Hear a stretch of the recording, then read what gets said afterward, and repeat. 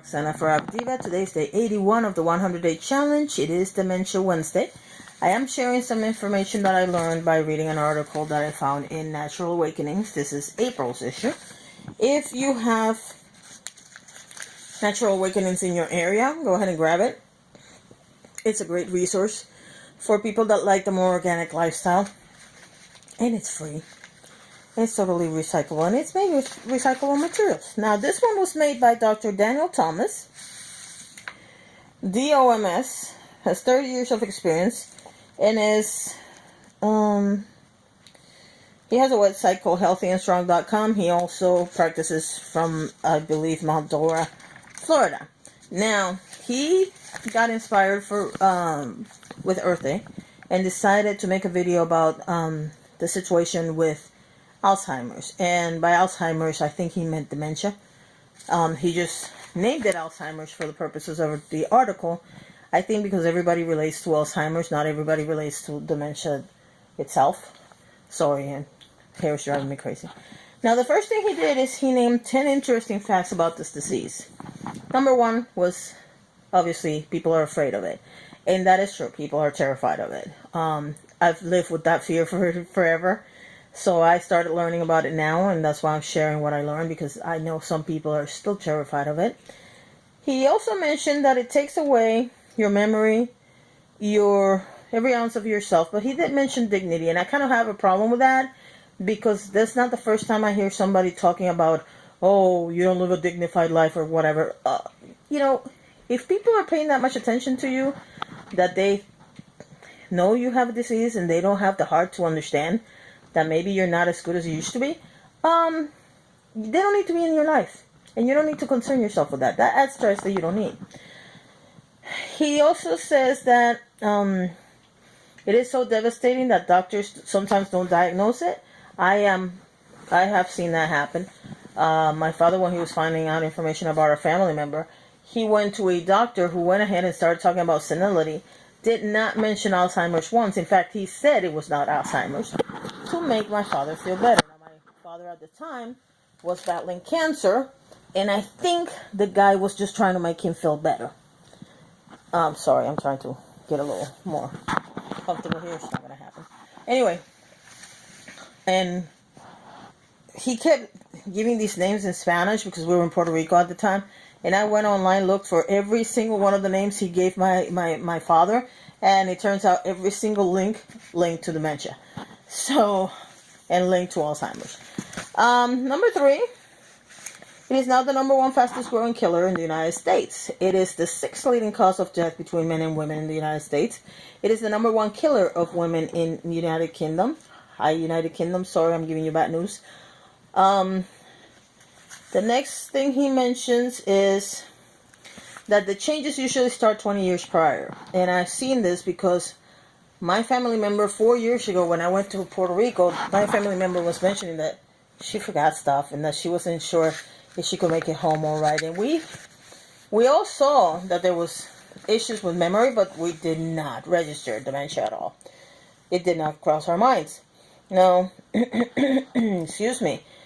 Number 5 is that 95% of people with Alzheimer's are not diagnosed until it's too late. And perfect example is my family member just got diagnosed, and apparently, from what we've been discovering lately, talking to people that used to talk to my father, there were symptoms, and he already had an idea about 3 years ago. So,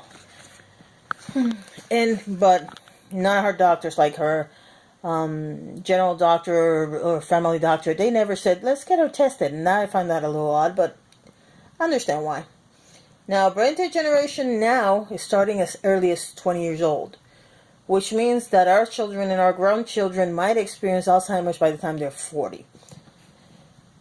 By 2050, it is expected 2 billion people will have the disease. It represents an unprecedented healthcare crisis that is projected to cost over $20 trillion in the next 40 years. And the last 2 items mention that, family caregivers have a higher possibility of ending up really sick or dying. And also that the cost in a nursing home is about $90,000 a year. The reason why I just glossed over those 2 is because The part that bothers me the most about this whole thing is this.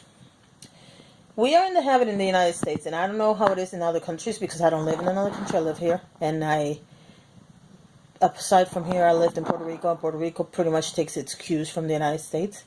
We have the bad habit of managing disease instead of managing health. And that is coming back to bite us in the butt. I'm not even talking about pharmaceuticals right now because that's a completely different issue, and I'm not going to get into my soapbox about that. Reality is this. We are not living for health. We're living to take care of disease one day at a time. And we have these medications that make us sick on the one end while they're curing another thing. We're just not paying attention. We're not doing the right things. And now we're surprised when we have a ridiculous amount of people with Alzheimer's. The other thing is, nobody knows what's going on. It's been 100 years since the guy discovered this disease. Why don't we know more?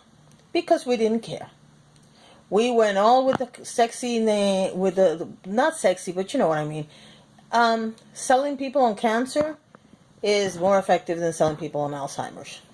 Alzheimer's is scary. Cancer has become the new buzzword for a lot of things. Ironically, that causes a problem because, like I mentioned in another video, we have pretty much every other week some studies saying that the reason for Alzheimer's is this and that and the other, and we still don't know what causes it. We still don't know how to cure. We still don't know anything. The one thing I do know is that what people were telling me that she cannot get better is a lie. Because I've seen this woman go from basically not being able to do anything, not feed herself, not do anything, to going back to feeding herself, walking. She is still quick-witted, because she's always been funny, but she's very quick-witted. So, nobody knows anything. And that's annoying. Now, Dr. What was his name? See, maybe I have Alzheimer's probably, but I've always been like that.